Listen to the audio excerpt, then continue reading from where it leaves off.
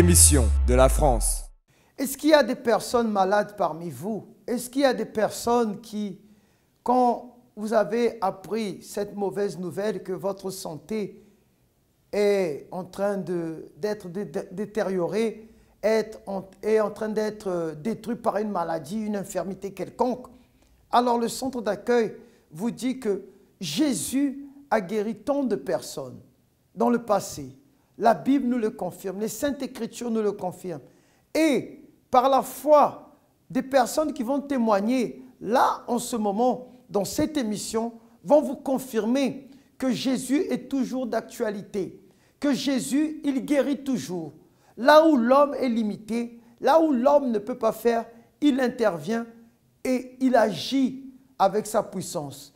Mais maintenant, pour qu'il déploie sa puissance, excusez-moi, il faut que nous manifestons la foi.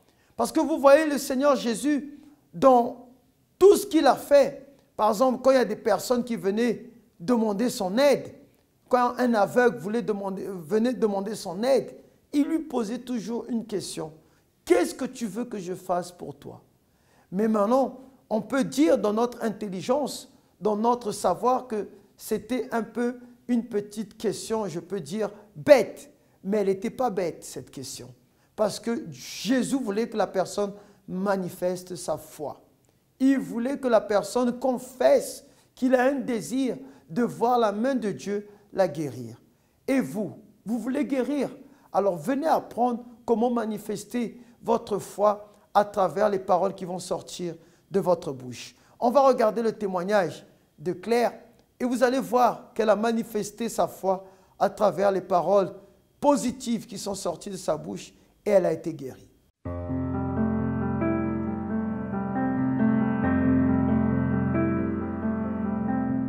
Bonjour, je m'appelle Claire Santana. Je suis arrivée à l'âge de 2 ans et demi au centre d'accueil universel avec ma famille.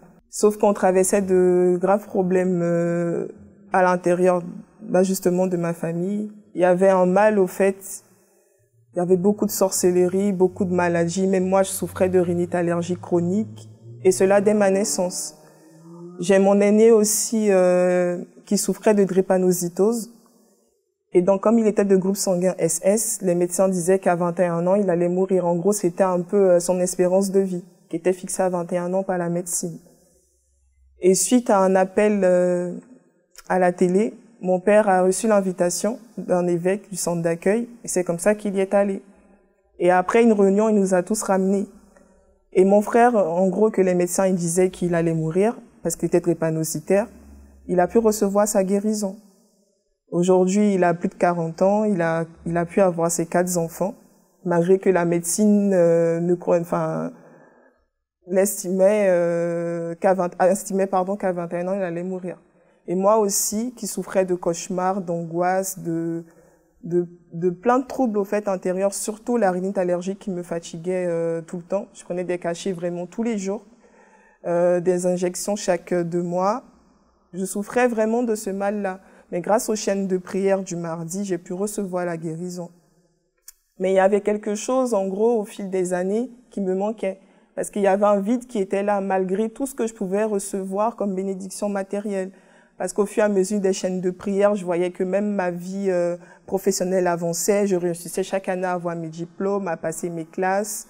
Ma famille, l'entente a commencé à s'installer, l'union. Mon père a pu avoir un travail qui rapportait beaucoup. On était vraiment une famille heureuse.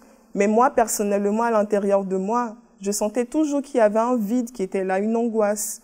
C'est vrai que j'étais cette personne-là qui recevait la parole, mais il y avait toujours un blocage. C'est-à-dire que pendant les réunions, je me sentais bien pendant 1 semaine, 2 semaines, mais après, il y avait ce vide-là qui était toujours présent, toujours constant. Et arrivé un moment, je me suis dit que bien que matériellement je sois comblée, mais il y a toujours ce vide, il y a toujours cette angoisse qui est présente. Et là, il y a eu un propos spécial où il fallait vraiment chercher le plus important, qui était le Saint-Esprit. Et je me suis dit, Seigneur, si avec foi, avec courage, je me lance sur ton autel pour conquérir les choses matérielles, pour le spirituel, je peux faire de même, même plus. C'est-à-dire qu'il n'allait pas s'agir de donner seulement du matériel ou recevoir du matériel en retour, mais vraiment donner ma vie et recevoir au fait la plus grande des bénédictions, le Saint-Esprit. Donc je me suis lancée corps et âme dans ce propos-là, c'est-à-dire tout ce qui était orgueil, tout ce qui était égo, parce que j'avais du mal au fait aussi à accepter la parole, être vraiment cette bonne terre qui reçoit la semence, qui porte du fruit. Je me disais, bon, je suis là, je suis à l'église, je viens, je respecte les principes, ça va.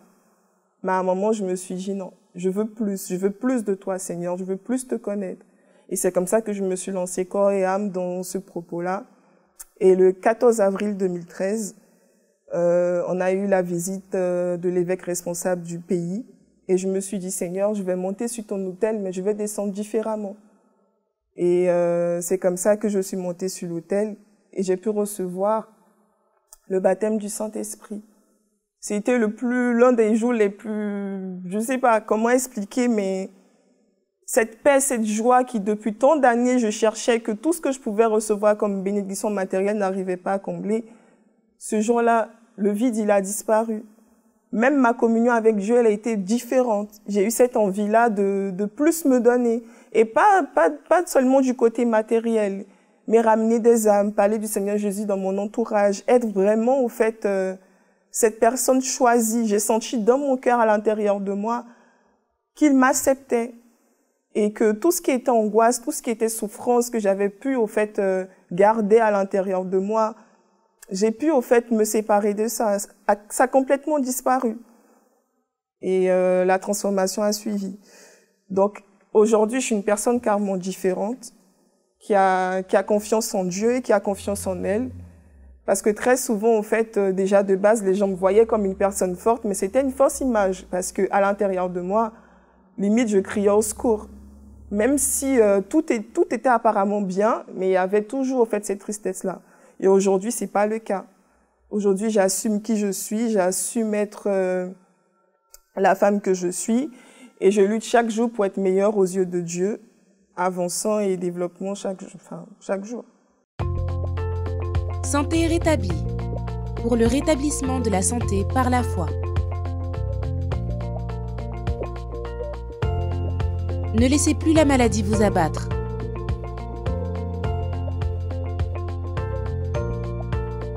Sachez comment employer votre foi en faveur de votre santé. Chaque mardi à 10h, 15h et 19h30.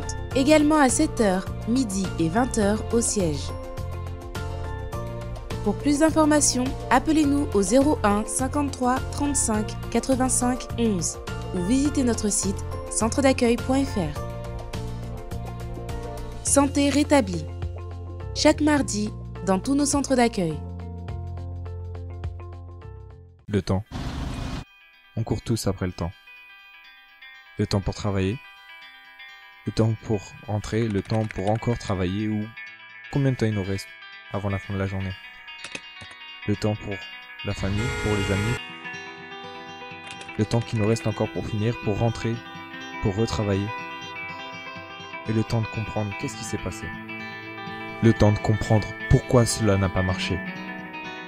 On court tous après le temps, mais prenons-nous le temps de respirer. La radio positive. Sélectionnez l'application et écoutez des messages positifs. Des musiques calmes, positives. Écoutez ce qui vous apaise.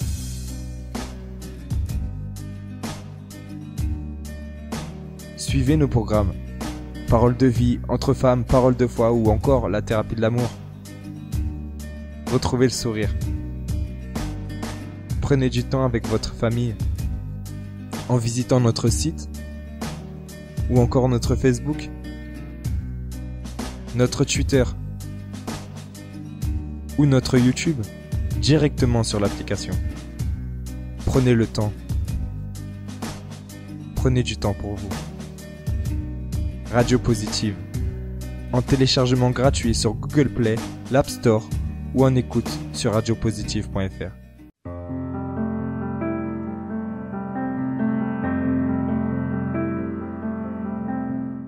Alors, soyez les bienvenus dans votre émission de la France et vous avez pu voir le témoignage de Claire. Regardez, vous qui nous regardez partout ailleurs dans le monde, dans les provinces, en Île-de-France, que vous soyez dans les dom-toms, ce Jésus qui a guéri Claire, qui a guéri son frère, à travers les propos du centre d'accueil, alors je peux vous dire, il va le faire avec vous. Regardez, elle a répondu à cet appel que nous sommes en train de vous faire au quotidien quand vous êtes en train de regarder cette émission. Peut-être vous nous regardez, vous n'avez jamais fait le pas. Et le problème, il est toujours là. Mais une chose, regarder, écouter, c'est quelque chose. Agir, marcher, déterminer, venir faire la chaîne de prière, venez dans la maison de Dieu. Et c'est là qu'il a dit que descends dans la maison du potier. Là, je te ferai entendre mes paroles. Et la foi vient de ce que l'on entend. Alors, vous avez pu voir le témoignage de Claire, cette personne qui s'est en sortie, cette personne qui a manifesté la foi. Elle se sentait mal, elle se sentait toujours vide. Et quand elle a eu l'attitude qu'il fallait avoir, l'attitude qu'il fallait prendre, alors elle a été remplie du Saint-Esprit. Son frère a été guéri, elle-même elle a été guérie. Aujourd'hui, sa santé est devenue, et même sa vie professionnelle a pris un coup. Parce que quand tu demandes à Dieu quelque chose de fort, alors il ne s'arrête pas à ce que tu as demandé, mais il va au-delà. Regardons le témoignage de Annick, cette dame qui est arrivée au centre d'accueil, aussi avec des problèmes de santé, et aujourd'hui, elle est guérie.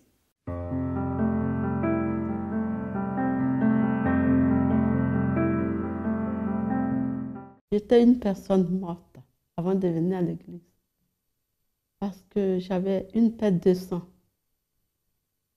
Il paraît que j'avais des fibromes et je ne savais pas. Et j'ai été voir le médecin. Donc ces fibromes faisaient que j'avais du sang qui coulait à tout moment. Je n'avais pas de vie à cause des fibromes parce que quand ça me prenait, je pouvais me traîner par terre, je vomissais, je ne pouvais pas manger, je ne pouvais pas m'asseoir. Même des fois, à cause des fibromes, on me prenait des fois à 2 heures du matin pour m'amener chez un marabout. Soit disant, la solution était chez un féticheur qui pouvait me donner à boire, mais il n'y avait pas de solution. Durant mon enfance, j'ai été violée par des gens inconnus. Mais c'était dans mon village voisin. Dans un village voisin, il y avait des funérailles. Et on était allé dans ce village-là. Et la nuit, je dormais. J'avais sommeil, donc j'ai été me coucher dans une maison. Et pendant que je dormais, les gens sont venus me violer.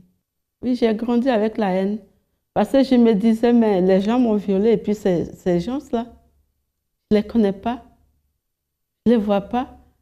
Donc moi, ce que je demandais, je voulais connaître ces personnes-là. Au moins les voir et les demander pourquoi ils ont agi de cette façon. Donc, pour moi, j'étais toujours dans la recherche, quoi. Si je pouvais les voir, ou ces personnes-là, s'ils pouvaient venir vers moi pour me dire, on t'a violé parce que ça. Et je n'avais jamais eu de réponse. Ma vie était par terre. Je peux dire par terre, parce que je n'ai pas eu de vie de jeune fille, quoi. À l'intérieur, je ne voulais rien savoir de Dieu. Dieu, mes parents, ils croyaient. Ils priaient. J'ai ma grande sœur qui était évangélique. Mais quand elle me parlait de Dieu, je lui disais, mais ton Dieu, moi je ne crois pas en Dieu, je crois en rien. Et à l'intérieur de moi, je me disais, mais si Dieu était, s'il existait vraiment, les gens qui m'ont violée, ils n'allaient pas faire ceci. Je suis arrivée en France en 1998. À l'aéroport, la personne qui devait me chercher n'est pas venue. Et après, ils m'ont hébergée. 2 mois après, je me suis retrouvée dans la rue. En étant dans la rue, j'ai une autre cousine qui m'a prise. Soi-disant, elle pouvait faire quelque chose. Donc, la cousine, je suis restée chez elle 6 mois parce qu'elle a su que j'étais malade. Donc, elle m'a mise dehors. J'avais l'hépatite B. Donc, quand elle a su que j'avais l'hépatite, elle m'a mise dehors. Le centre d'accueil, ce n'est pas quelqu'un qui m'a invitée. Je partais à l'hôpital et j'ai vu écrit centre d'accueil et je suis rentrée. Et ce jour-là, le pasteur a prêché, puis il donnait de l'eau dans un verre. Et quand j'ai bu l'eau, le sang qui coulait pendant des années, des mois, ce sang s'est arrêté immédiatement. Quand je suis arrivée, Dieu a retiré toute la haine. La haine. Aujourd'hui, l'hépatite a disparu. C'est le médecin lui-même. Quand je suis allée, j'arrive, elle me tend un papier. Elle dit, madame, vous savez, c'est un miracle, hein, madame. Un miracle. Elle dit, bon, un miracle. Je lui pose la question, un miracle? Elle dit, oui. Je ne sais pas comment vous avez fait, mais vous êtes guéri. Je lui dis, mais au début, je vous avais dit que je crois à un Dieu qui est vivant, qui est fort. Et il est au-dessus de tout. Donc, c'est le même Dieu qui m'a guéri. Personne ne pourra me retirer de cette foi que j'ai, parce que je sais d'où Dieu m'a retiré.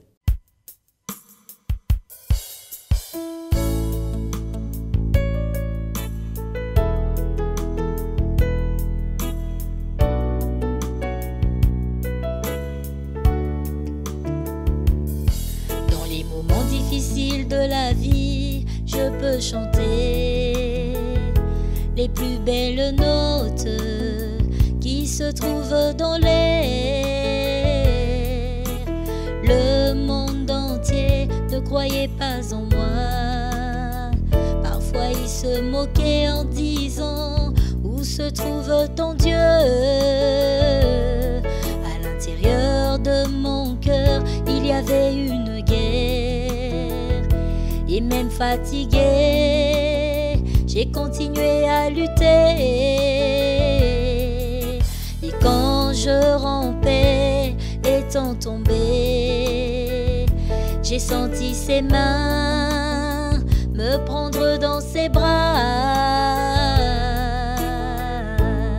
Ses mains étaient celles de Jésus. Jésus, main du Dieu fort. J'ai découvert pourquoi j'avais la force de lutter et de vaincre. Lutte, la guerre n'est pas perdue. Il y a de l'espérance dans la vie, c'est Dieu qui te l'a donné.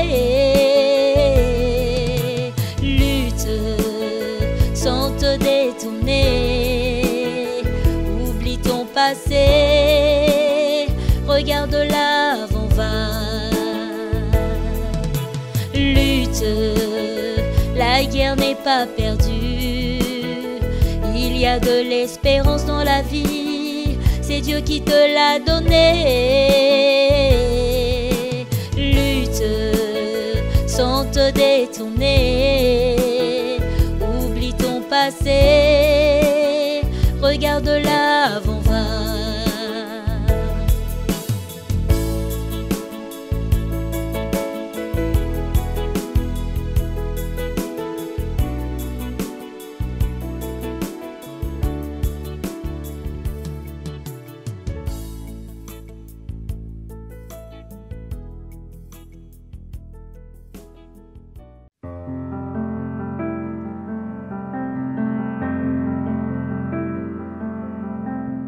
Alors, de la même manière que Annick, de la même manière que Claire a été invitée, je lance cette invitation. Le 254 rue du Faubourg Saint-Martin, Paris 10e. Là, c'est sûr qu'on vous attend de pied ferme, parce que la foi nous avons et la foi vous avez. Et c'est cette foi que là où il y a un ou deux en mon nom, je suis parmi eux. Et si Jésus est parmi nous, c'est pour emmener les résultats. Vous pouvez emprunter la ligne 2, 5 et 7 et descendre à Stalingrad, ou bien la ligne 7 et descendre à Louis-Blanc. Vous pouvez emprunter le bus numéro 54 qui vous fait descendre à Stalingrad ou Louis-Blanc. Et ça, c'est sûr et certain que votre vie, elle sera transformée.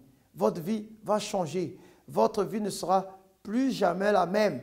Votre santé va piquer du haut, pas piquer du bas, mais elle sera restaurée. Elle sera changée. Peu importe le problème dont vous avez. Alors, on vous attend. Nous avons nos cultes soit à 7h le premier, 10h, midi, 15h et même 20 heures principalement. Vous, dans notre siège national, c'est là où se trouvent ces horaires. Mais si vous voulez avoir des horaires du centre d'accueil le plus proche de chez vous, vous pouvez appeler le 01 53 35 85 11. Et là, on va vous orienter, vous diriger, vous guider sur ce que vous voulez savoir pour obtenir cette foi qui va vous faire devenir la personne qui va témoigner prochainement dans cette émission. Nous allons regarder le témoignage de cette personne qui est arrivée au centre d'accueil d'une manière dépressive. Vous savez que quand vous êtes dépressif, la foi est neutralisée. La personne, elle est neutralisée. Mais je peux vous dire par un électrochoc spirituel qu'elle a reçu, cette personne, elle a changé. Cette personne, elle avait envie, je peux dire qu'elle a changé d'attitude. Elle est sortie de cette dépression. C'est pour ça qu'elle témoigne. Regardons le témoignage de Marie.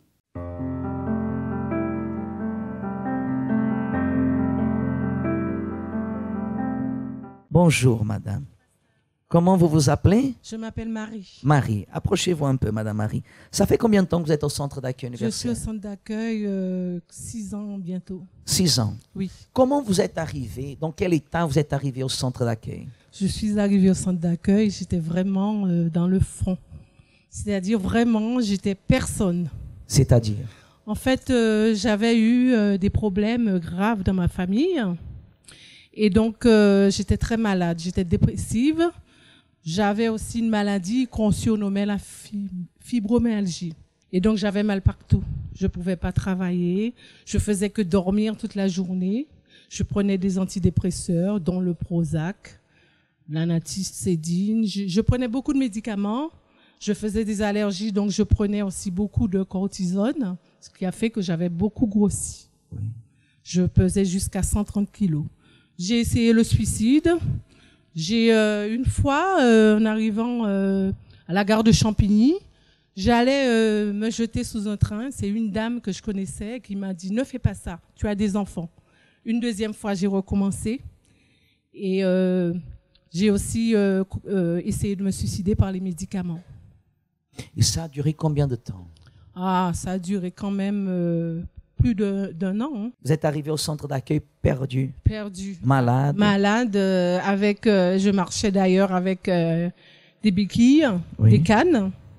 Et en fait, j'ai connu le centre d'accueil par quelqu'un qui était venu avec une amie dont le mari était justement en train de mourir, mais qui n'est pas mort, grâce à Dieu. Amen. Justement, par le témoignage de quelqu'un, vous êtes arrivé. Voilà. Qu'est-ce que vous avez commencé à faire pour changer la situation? Ah oui, je suis venue, il y avait un événement, c'était les 12 apôtres. Oui. Je pleurais et le pasteur m'a dit, vous croyez que vous n'avez pas assez pleuré comme ça? Vous savez ce que le diable est en train de faire? Il est en train de se moquer de vous. Le pasteur vous a parlé comme ça? Oui, il m'a parlé comme ça et ça m'a donné un coup de fouet. Je me suis levée, je me suis ressaisie. Je suis allée et j'ai commencé à faire des chaînes de prière. Quelle chaîne de prière? Alors oui, je venais tous les jours ici à Paris. J'ai commencé à Paris. Comment est aujourd'hui la vie de Madame Marie? Ma vie, elle est complètement changée. Ma vie est complètement... je suis complètement guérie. Je ne prends plus aucun médicament. On m'avait dit que j'allais prendre des médicaments à vie pour la circulation sanguine, pour le cœur, pour le pancréas. J'ai pu, grâce à ma foi, faire une intervention chirurgicale qui a permis que je puisse fabriquer par mon pancréas l'insuline. Donc, je prends plus de médicaments. J'ai perdu près de 55 kilos à peu près. Et ma vie aujourd'hui, elle est bénie. Ma famille, elle est bénie. Je travaille.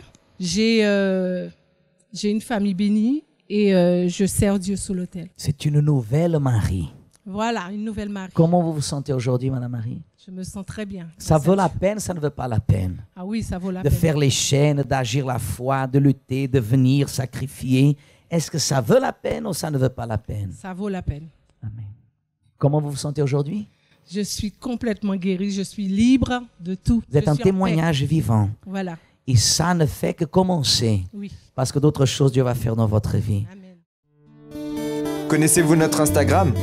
Centre d'accueil universel. Profitez chaque jour d'images. Renouvelez votre foi chaque jour. Vos attitudes reflètent qui vous êtes. Et de messages de foi qui viennent jusqu'à vous. La certitude que Dieu est avec nous nous donne la paix. Venez aimer et partager nos publications qui vous suivront. Dieu dit que tu peux. Et vous donneront de la force au quotidien. Soyez vainqueurs de vos peurs.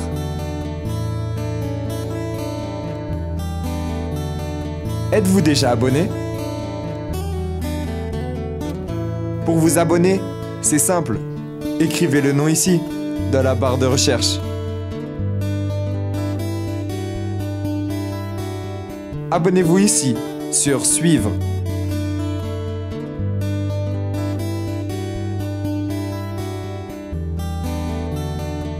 Mieux encore, recevez une notification à chaque publication. Juste ici. Activez les notifications ici. Et rendez-vous sur notre Instagram, Centre d'accueil universel.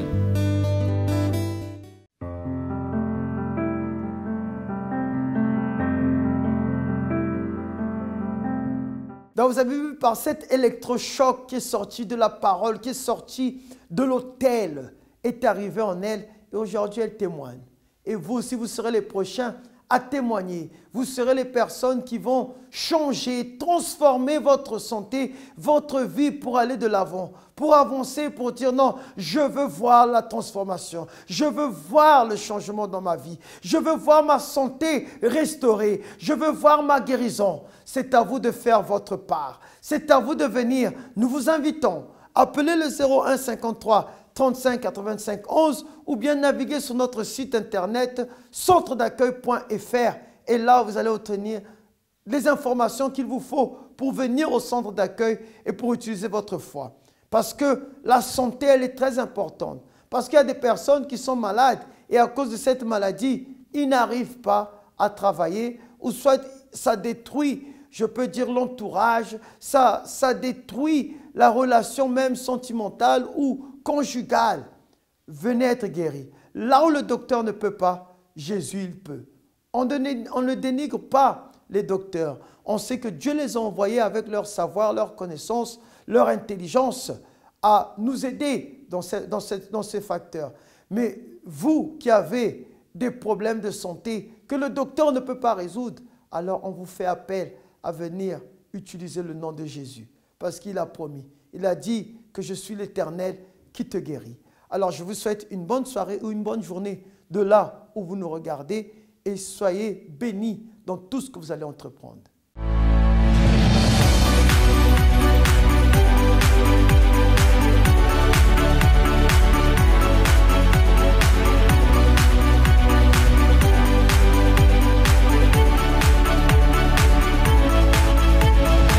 Émission de la France.